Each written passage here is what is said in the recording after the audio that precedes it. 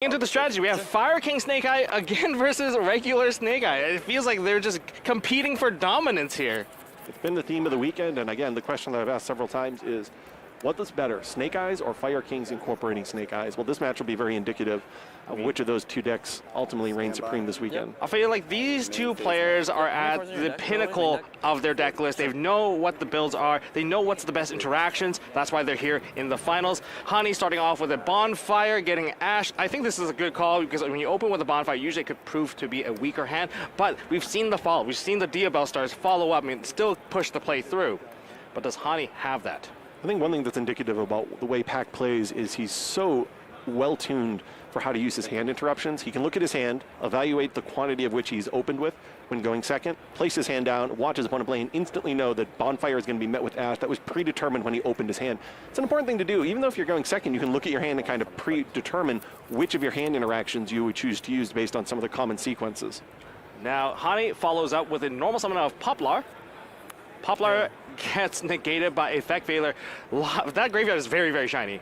Now, there's even more follow-up. Now we're looking at the Fire King Island. If only there was a Drone Lockbird so that we don't have to commit that many cards. But the Snake Eye deck is one deck that definitely can use very few resources to generate a full field of an advantage. And unfortunately for Hani here, he's sending an Oak from the hand, which is not necessarily the most ideal card to destroy. But at least it's a fire attribute. It is, well, yes, of course.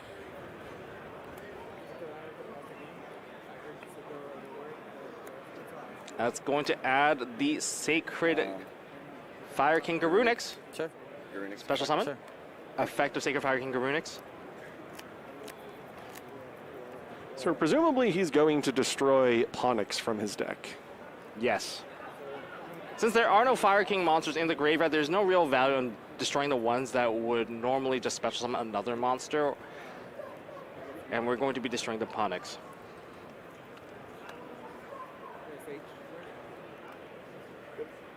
Unfortunately, you know, in one end, you wouldn't be able to do this if you didn't draw the Fire Island, but that Ponix, when it returns back in the opening turn, isn't going to necessarily generate a ton of advantage. He's only going to be able to search a Sanctuary when he summons it next time. Oh, wow.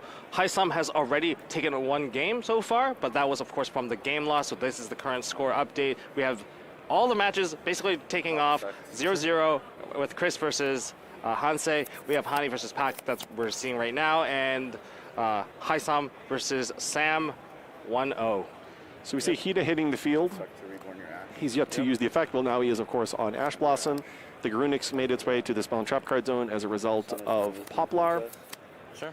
And now we see the first Princess of probably many that we're going to see here in the finals today. Yep. I mean, that's why Ash Blossom Joyous Spring is a little bit of a liability by sharing that fire attribute. So one of the things here is by utilizing the Fire Island to destroy the Oak, he can now special summon it later in the turn with Promethean Princess. Okay. And now having the Ponix in the graveyard, it kind of makes a lot of sense as to why you destroy that with Garunix. Sure. It put the other level 1 into the graveyard. Okay, so now we have summoned out the Ponix onto the field. That's going to trigger, and we're going to add a card into our hand. And it seems like we have added Sanctuary. Yeah, a level 1 that adds some value. Of course, he has the Poplar in his graveyard as well. But there's a little bit of incremental value because now he'll have a face-up card on the field in case he has original Sinful Spoils. Or just the Oak Effect, for example. Oak Effect? Yeah. That's going to be successful. There's not a lot of disruption for that anymore because the Ash Blossom has already been used. It's not negated. And we're going to summon out the Snake Eye Ash. Hani's done a really good job of showcasing how to navigate through hand interactions because although he's been met with both Ash Blossom and Effect Veiler, it doesn't really seem like it's affected him too much. And we're going to special summon out the Snake Eyes Flambear's Dragon through the effect of Ash. I mean, one of the advantages of playing the Fire King package is that you can use a Sanctuary and you pay cost. Everything that lives on the field is just another aspect to get access to more Snake Eye cards and using that to pay cost.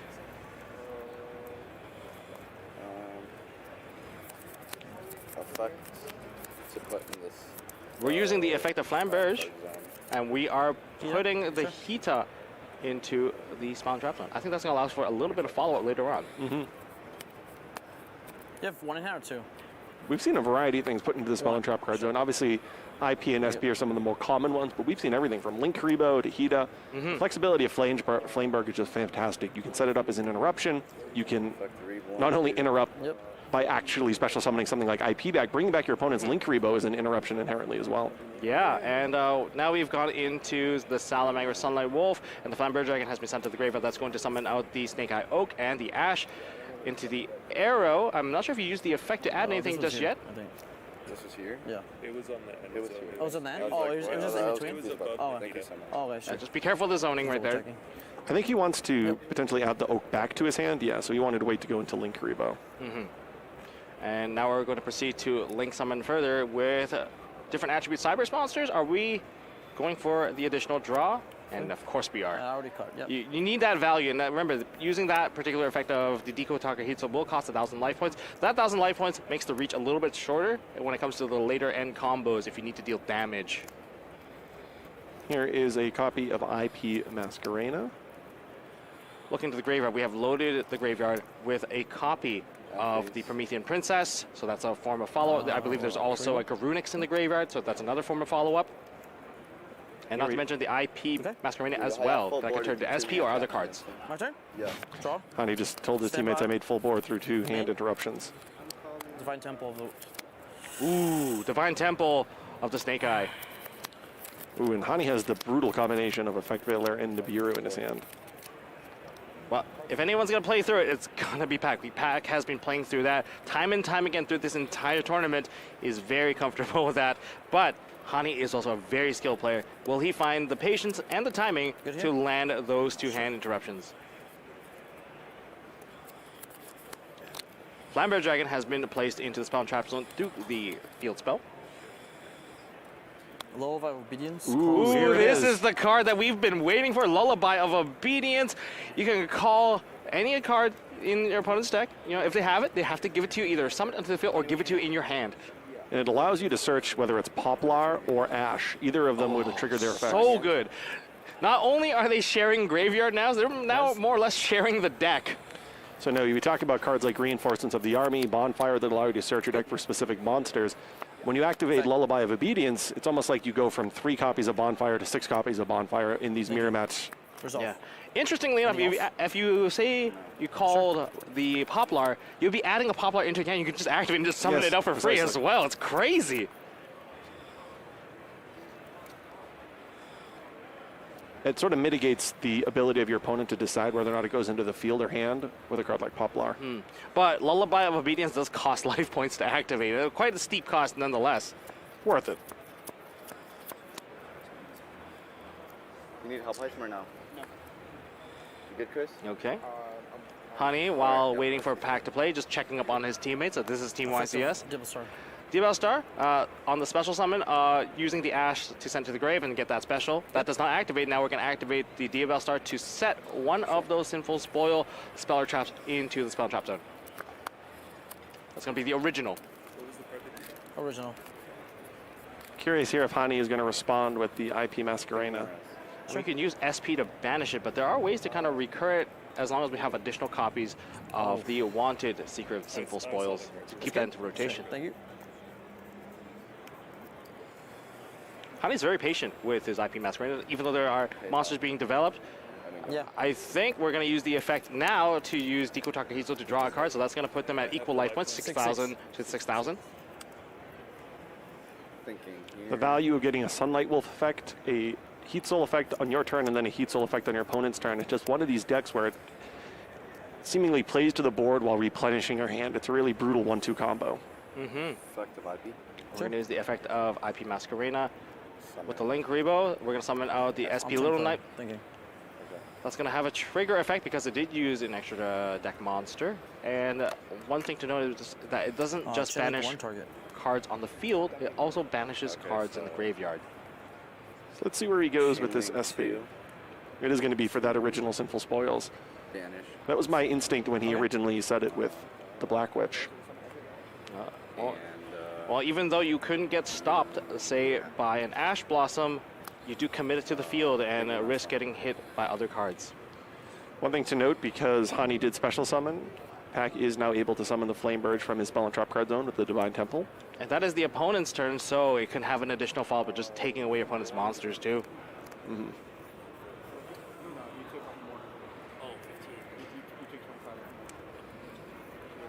Thinking. Oh, this is an interesting situation.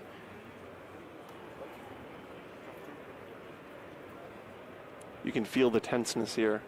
This is a very critical turn. I mean, that was the IP Masquerade activating, and we're now still Pack trying to push through. It's a bit unfortunate. Are we going to use the princess in the graveyard to kind of knock out the monster, target the other Ash, and destroy something? I don't think there's an Amber Whale to follow up on that. There is a Garunix, however, for the destruction. That's good. Okay. That's your grave. Finding the line to get that OTK. Hani has allowed Pack to continue play, so the open game state now returns to Pack. Cards in hand.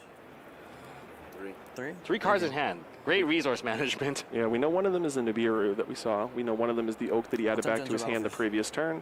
And the other is the mystery card that he got off of Heat Soul. Flamberge attack over Little Knight. Take 14. Flamberge, you're going to the battle phase, attacking over the Lunite. I mean, don't commit into anything that could just break your own board. So, SP Lunite usually forces that battle phase. I'm thinking. Wasn't Flamberge's effect activated? What are you talking about? What is that? What was that? I declare an attack. There's no declared an effect. No, okay. That's you're it. good. He's good. Snake, the temple summoned the Flamberge swung Yep, attack. he's good. Yeah, that's why the temple is just so effective. Cards in hand. 3. Thank you. Yeah, the Divine extra Temple, I card, commented on this then you yesterday. It's a added card that you some read. little It doesn't fantasy seemingly line up as a powerful field spell in comparison to some of the other ones that we've seen popularized over the course of the last couple of years. But then when you actually watch it play, it slots in so beautifully with the Snake Eye strategy. Take 200. Yes, yeah, it's just so good that you get the free monster that just summoned out. You can place a monster Flamberge and then summon out later on. You can use that to kind of follow through with Nibiru just in case. And just having that backup strategy available once you get hit by those hand disruption, just play right through it. That's really the critical interaction to me, is the way to play through Nibiru. While also just lighting up well in the mirror match, because you can, obviously there's special summoning on both players' turns back and forth. Yep. Onyx has been summoned on the field. I don't think there's any further activation. The Sanctuary is gone. The Fire King Island's already on the field. Snake Eye Ash. Declare an attack. Snake Eye Ash is going to attack over the Ponix. That only Main has phase 2? 200 fence. Main phase 2. Can I see my grave? Yeah. That's a funny question. Can I see my grave? Can I see my graveyard? Yes, you can. Yes, you may. You have Poplar. Yep. Perfect. So far, Perfect, there's he been 3 says. Summons. So. Look at that. Pack is calculating the number of go. summons, evaluating what he Effect needs to of, do next. Flamberge, I will target your. Effective Flamberge. Promethean. We're going to put away the Princess. If he passes his turn, this is going to be quite interesting, but we're going to take the 2 monsters that were left on the field, the Diabell Star and the Ash, No. and we're going to look at the Yeah, extra it deck. is. It is. Okay, so it goes to his grave. Thank you. That was not his Ash. Remember, that was from the Lullaby of Obedience. Yes, of course, the Lullaby of Obedience. That's a card that we were hinting at throughout the weekend whenever Pack was playing, but we had yet to actually see it in the feature match area. As a matter of fact, his entire team is playing 3 Targeting copies. Poplar. And now that the Flamberge has pushed that Promethean Princess into the back, the special summon of the Hita is not going to be disrupted, and we're going to special summon back a Poplar from Yeah, obviously. Hani's graveyard. I saw my one game one. Yeah, I think Pack just Going realized to that choose to go first on this one. I don't think we're going to do anything that spicy where we're going to switch it. You can go first.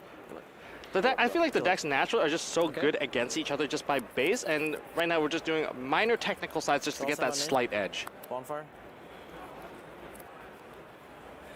Ash. And we're getting Ash on the Bonfire. Thank you. Oh, is there a follow-up on this? well, as it could potentially be Crossout Designator. Call Ash. Yes, it is. Good call. Oh, and looking at the current table scores, Table A with Chris taking 1 over Hansei.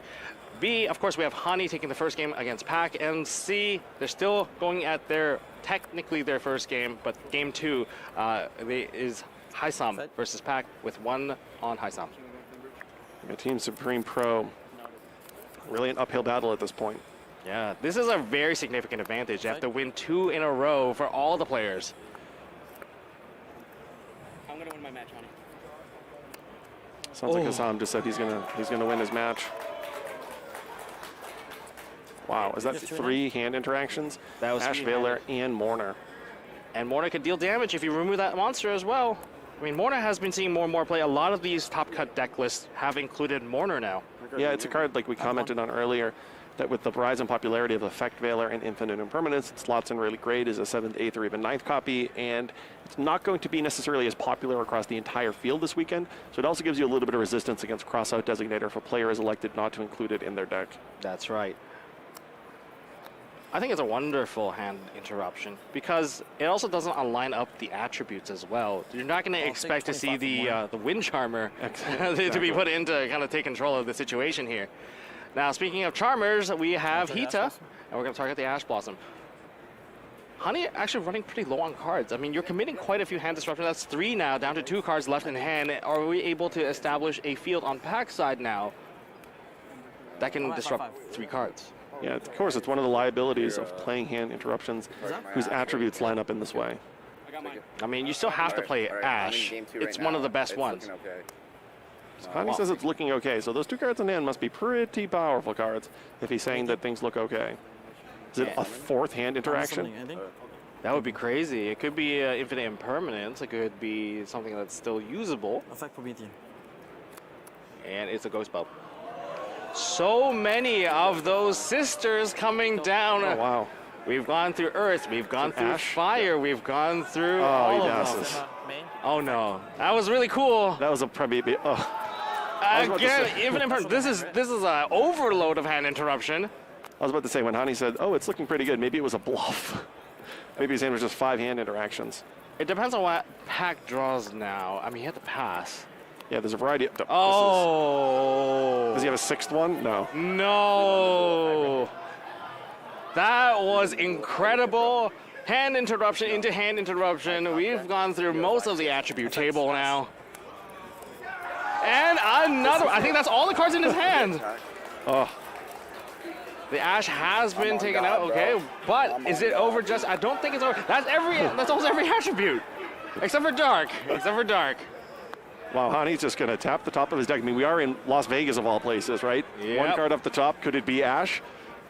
Could it be Poplar? I mean, there's so many different cards. Attack. Both players committing every single card. I think we're in a simplified game state at this point. Yeah, Hani it can be maybe is so excited to draw. He could not be more enthusiastic here. You just saw him just, yes, please attack. I just want to see the next card on my top of my deck. I know there's nothing that He you really is can do from here. begging his deck to answer his call.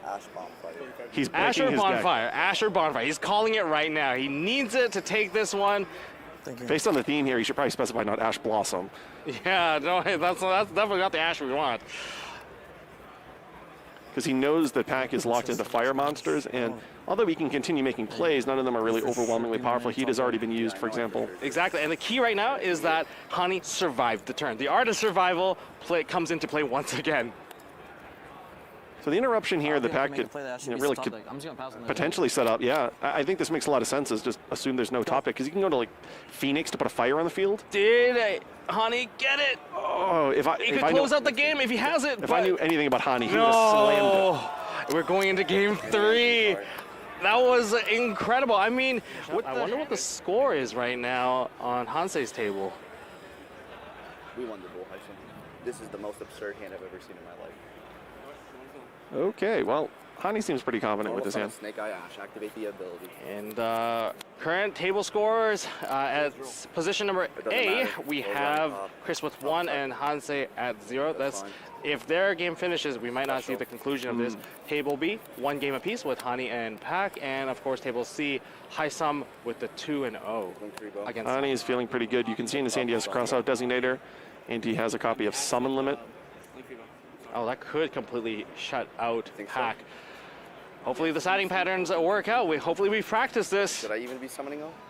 Oh, they're Yeah, getting advice from each other. Yeah. Just for the extra assurance, extra confidence. You know, it's nice to have a friend to back you up. You know, typically when Drone Lockbright hits the graveyard, it can be pretty backbreaking. Hani immediately is like, yep, totally fine. My hand is that powerful Don't worry, right now. Christopher LeBlanc. I'm going in. Bro, I'm not worried, bro. I'm about to nib him for his life, bro. Don't disrespect me ever like that again, bro. Effect. Now, we've seen those drone loppers come down for Team Supreme Pro previously, and it was against the Snake Eye Fire King. It has long-term repercussions where you do not get the full setup, and they get to I have to find Have to do the what? moment Have to where they can special this strike. and win the duel anyways? Why? Wait.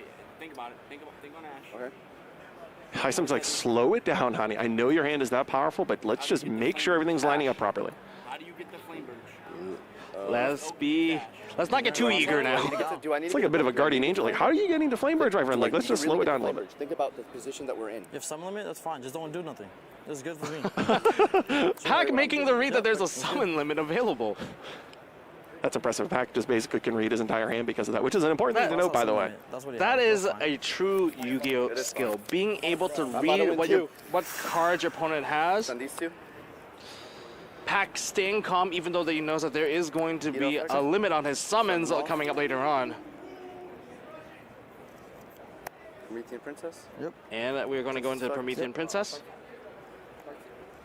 These players are playing at a really blistering pace, or at least Hani is, and they have 37 minutes left in the round, so this isn't because time is closing.